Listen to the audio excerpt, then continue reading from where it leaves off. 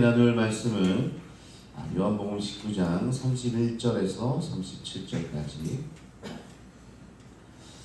요한복음 19장 31절에서 37절까지 말씀입니다.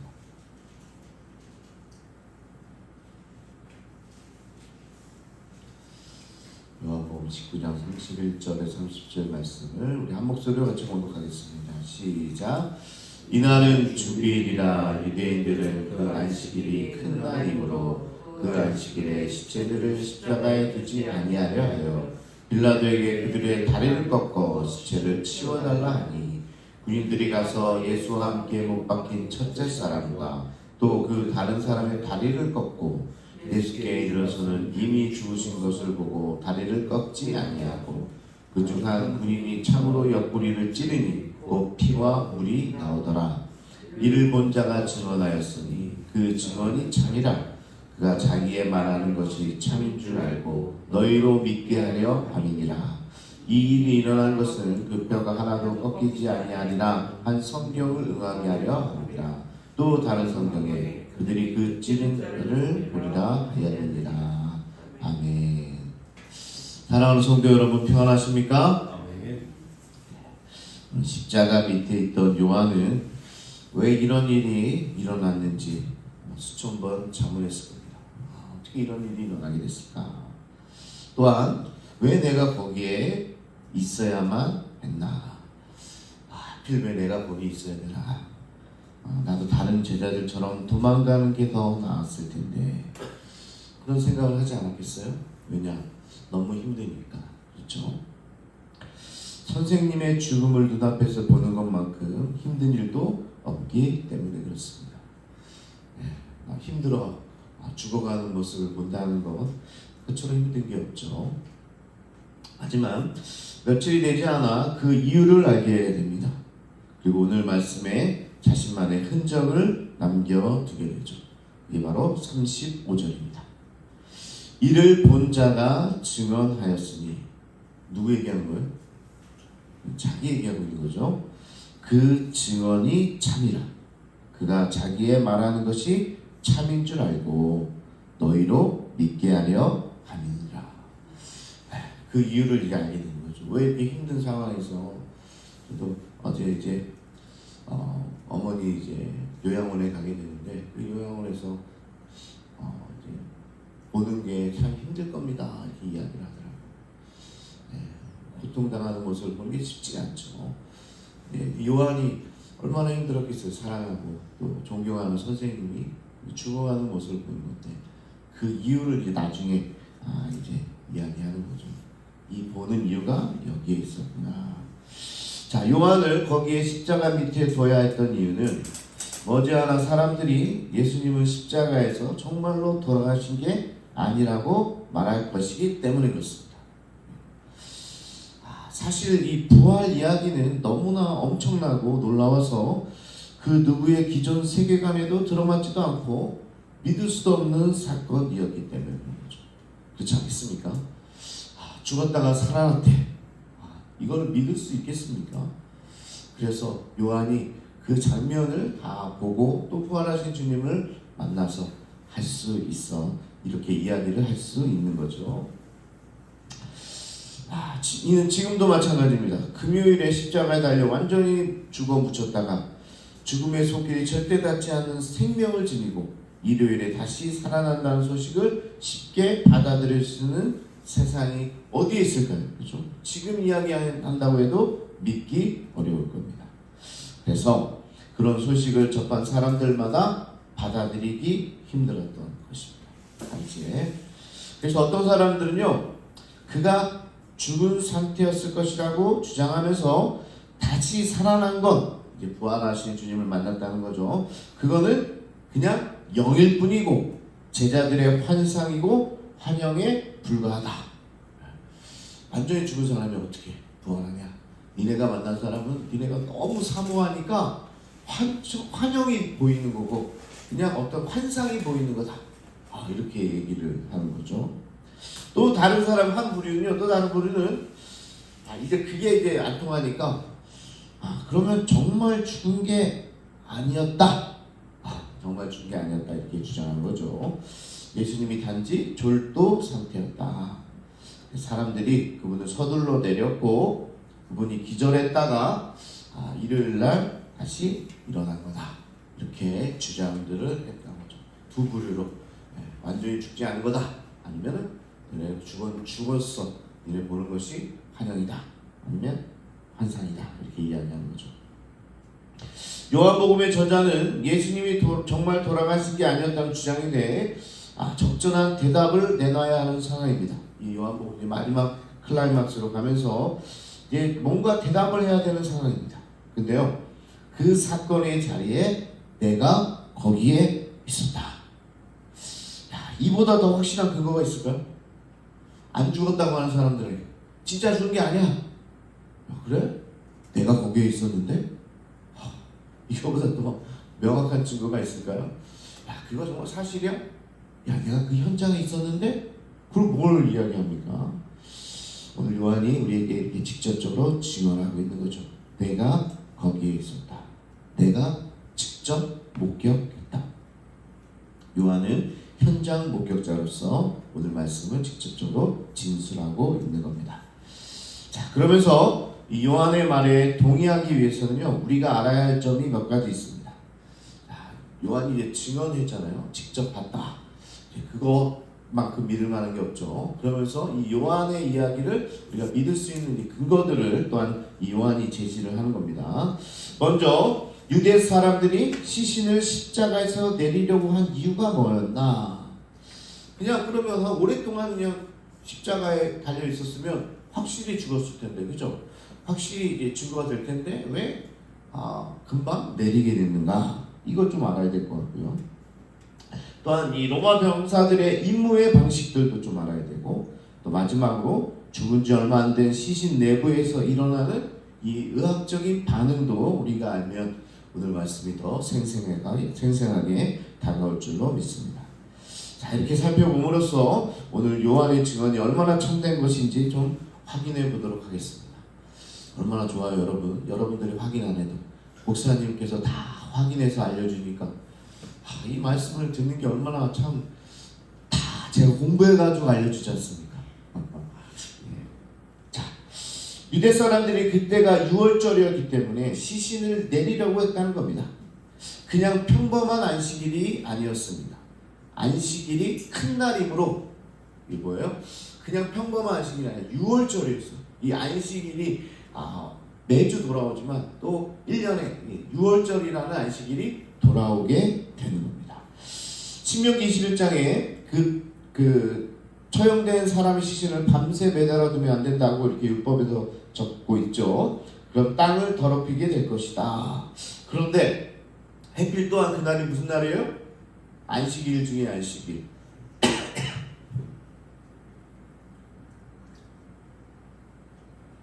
그리고 가장 큰 날이 6월절입니다.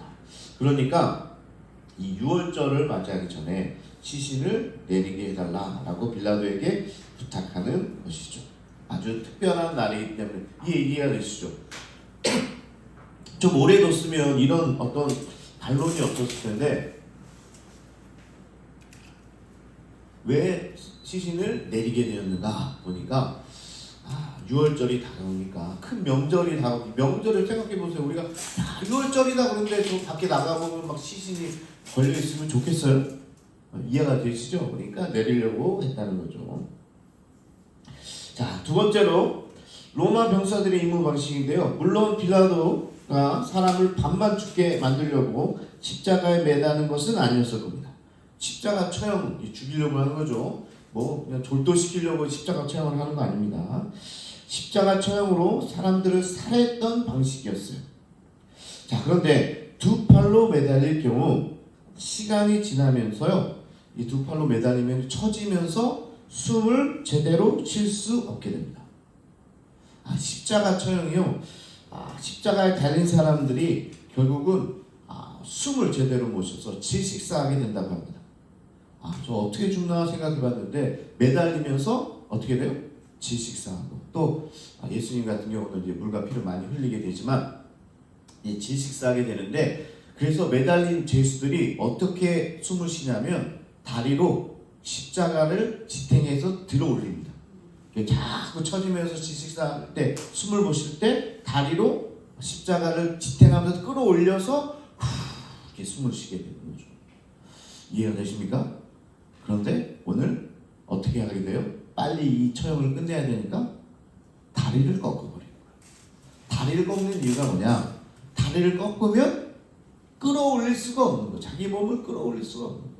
그래서 결국은 어떻게 돼요? 질식사하게 되는 거죠. 힘이 빠지면, 시간이 가면 죽게 되는 겁니다. 숨을 쉬지 못하기 때문에. 그래서 신속하게 호흡을 끊는 방법이 다름이 아니라 다리를 꺾는 거였어요. 여러분 보면서 왜 다리를 꺾었을까? 제가 공부해가지고 온 거예요. 그러니까 이제 그렇게 죽이는 거죠. 그래서 로마 병사들이 예수님 옆에 매달린 사형수들의 다리를 꺾었던 것이구나. 유대인들의 유월절 요구로 인해서 집행을 신속하게 처리하라는 요량이었던 거죠. 그렇게 둘을 그렇게 처리하고 예수님을 딱 보는데 이미 죽은 것 같은 거죠. 이미 죽었구나. 다리를 꺾을 필요가 없겠구나. 그래도 병사들은 정말 죽었는지를 확인해 보고 싶었어요. 왜냐하면 사형을 언도받은 죄인이 죽지 않고 살아있으면 어떻게 되는지 아십니까? 사형 언도를 받았는데 나중에 짜잔 나타나면 어떻게 돼요? 그 집행한 자들이 그 사형에 대한 것을 받게 됩니다.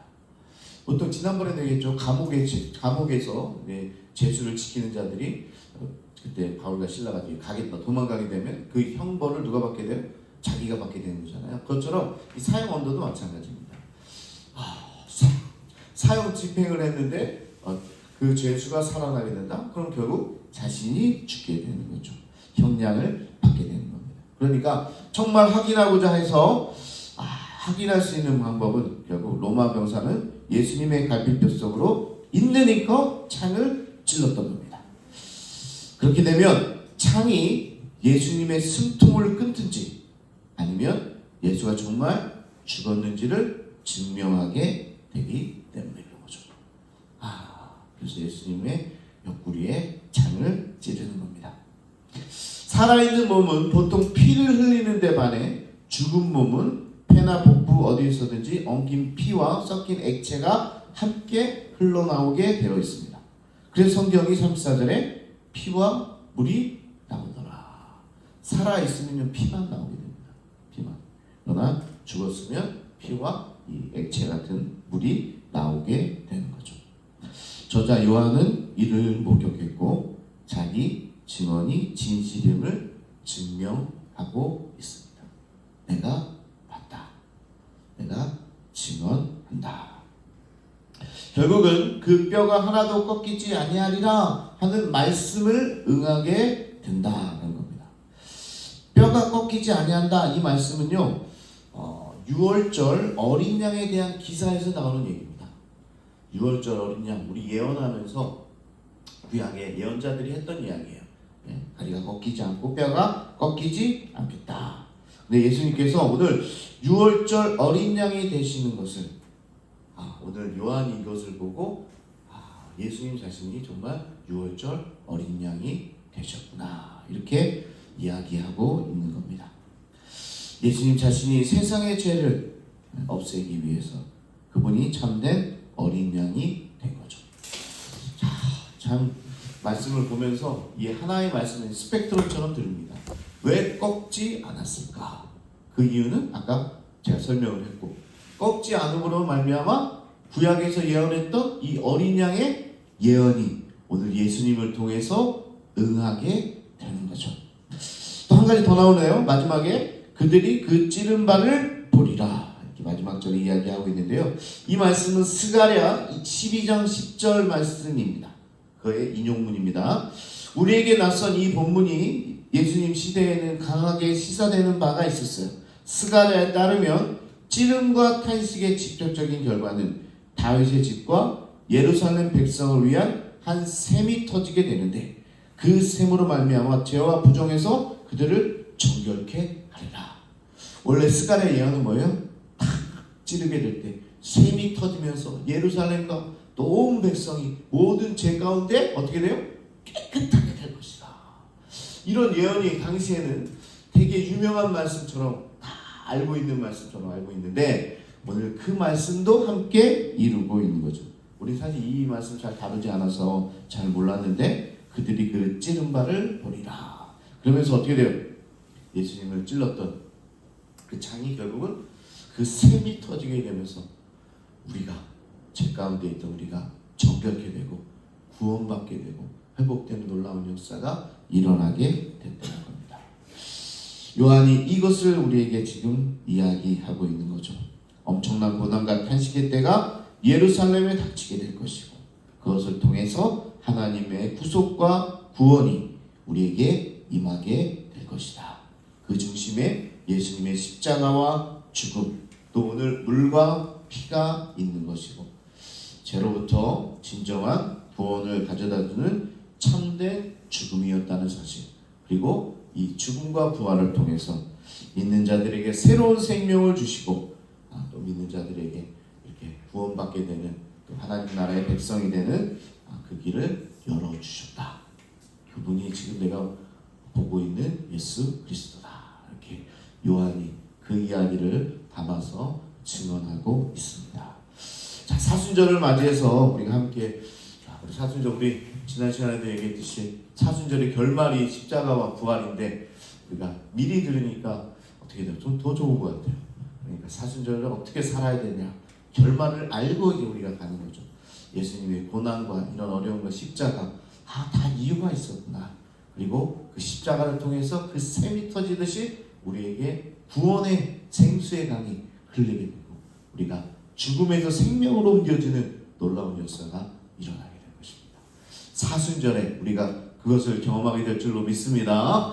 아픈 자들마다 다 질병이 치유되는 놀라운 역사, 그리고 힘들고 어려운 자들마다 또 쓰러져서 우울하고 또 갇혀있고 어려운 자들마다 이 사순절에 이 십자가 부활의 놀라운 반전의 역사들이 곳곳에서 일어날 줄로 믿습니다. 우리가 그것을 믿고 오늘 요한이 증언한 대로 안 믿는 자들에게 내가 그걸 직접 봤다니까, 내가 그 십자가 밑에 있었다니까, 그리고 그 부활하신 주님을 내가 만났다니까, 이 증언이 오늘 우리 가슴에도 맺혀지기를 원합니다. 이 시간 우리 주여 한번 부르시고 그 놀라운 사건이 내에게도 일어나게 해달라고, 이 사순절 기간 동안 그런 마음으로 그런 믿음으로 살아가게 해달라고 이 시간 우리 주여 외치고 함께 기도하기를 원합니다. 주여